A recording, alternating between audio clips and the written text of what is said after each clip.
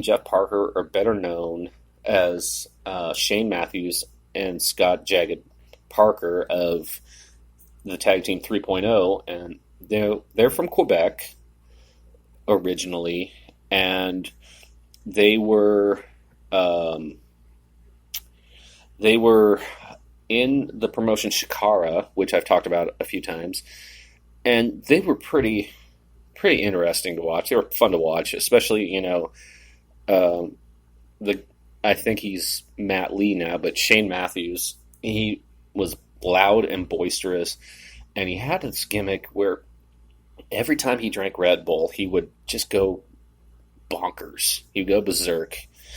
And of course, a guy I've talked a bit about who I think is going to be something special to watch because he's got charisma for days.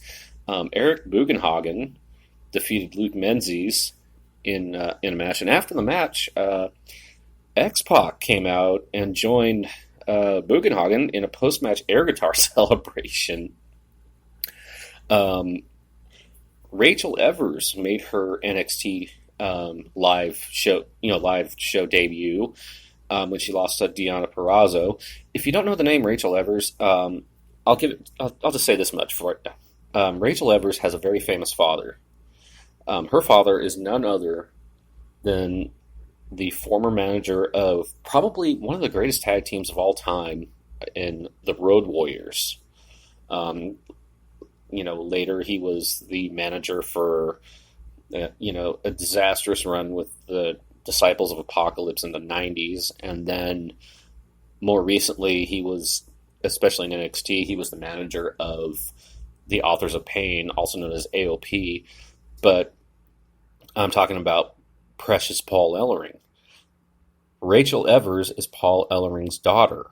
So, it looks like the WWE is trying to get on the second generation, kick again. Of course, you got a lot of second and third generation stars in uh, WWE now, especially with, Randy Orton comes to mind, and so does, um, Randy Orton, The Rock, people like that. They haven't. They've only been doing. Let's see. I'm looking. Uh, they don't. My site doesn't do live show results. Um, so on Monday Night Raw this week, Kurt Angle's going to announce his WrestleMania opponent. This is in Chicago. Um, so, um, Chicago's a big town, big city for WWE because a lot happens there. So Kurt Angle revealing his WrestleMania 35 opponent in his retirement match. And don't forget, WrestleMania is in 3 weeks. 3 weeks from tonight, in MetLife Stadium. Um, Ronda Rousey will defend the Raw Women's Championship against Dana Brooke. WWE announced on Friday that Rousey had been fined after she attacked Brooke last week in a new storyline heading into WrestleMania. Of course, it was kayfabe fine, so she really wasn't fined. Other matches on Raw tomorrow are Seth Rollins versus Drew McIntyre. Finn Balor and a partner of his choosing will take on Bobby Lashley and Lio Rush in a tag match. And I don't know. I'm gonna say maybe it might end up being Braun Strowman. I mean, Balor and Strowman have teamed up together in the past, and they look pretty good together. So, did I get another? Oh, nope. Uh, and then Brock Lesnar's to appear. So it looks to be a good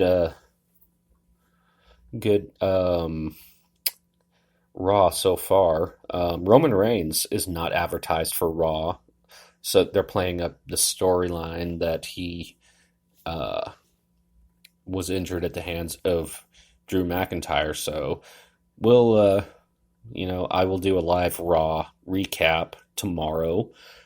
Um, on SmackDown last week, There was a segment with AJ Styles and Randy Orton, and of all people mentioned that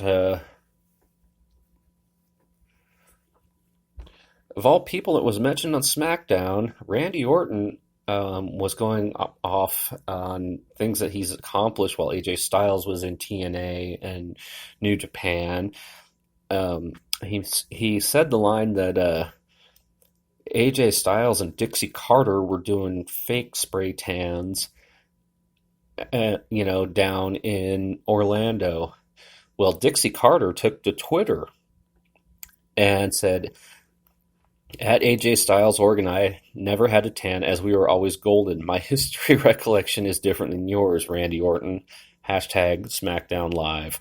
Uh, so now that Dixie Carter is out of Impact, I'm kind of wondering if she might make an appearance in WWE. I mean, who knows? Um, but we now have Randy Orton versus AJ Styles at WrestleMania, like I said earlier. So far, the WrestleMania card looks to be like this.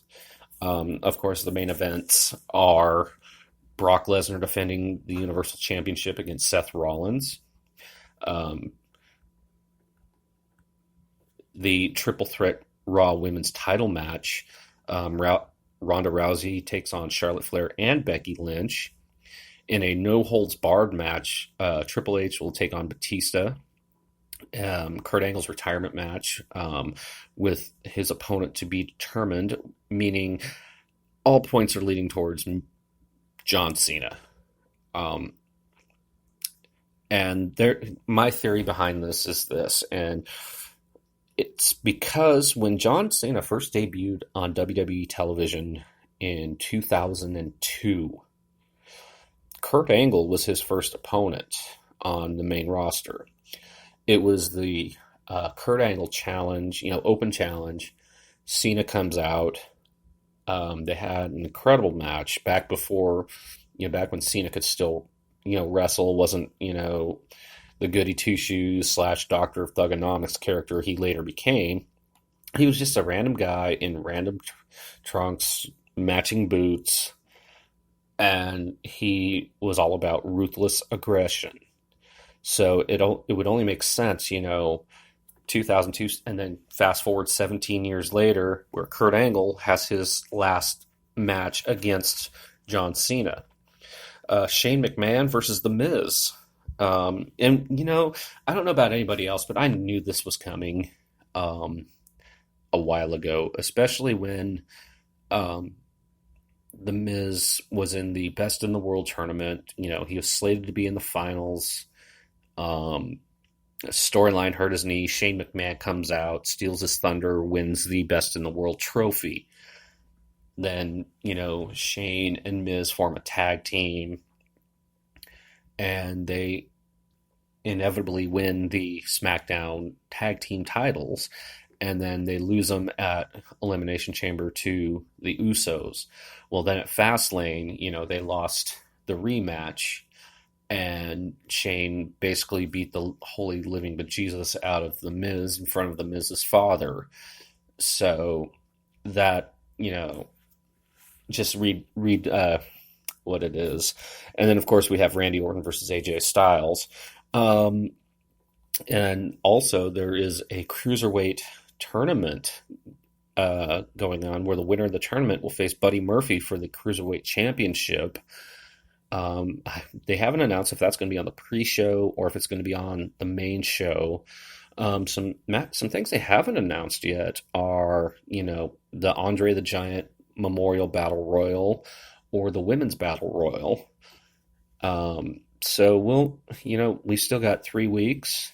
Of course, Daniel Bryan is going to be defending his title at WrestleMania against all things are saying Kofi Kingston. And Kofi's been in the WWE now for, they say 11 years, but I think he signed in 2005 because he was in Deep South, and then he went to OVW, then to FCW, But yeah, he's been around for a while, and he's never gotten his one-on-one title shot. So, looks like I'm reading the comments on the board. Um, Looks like another WrestleMania I'll be missing. Yeah, right. Um, that's about all I got for this episode. Like I said, I'm enjoying my vacation here in Atlanta, Georgia. I arrived last night, and right now it's like 5:50 back home in Washington. Um, I will be back in Washington for another episode next Sunday. I'm also going to probably be doing a live Raw recap tomorrow night, as well as a live SmackDown recap on Tuesday, because, I mean, after all, this is WrestleMania season. So, gotta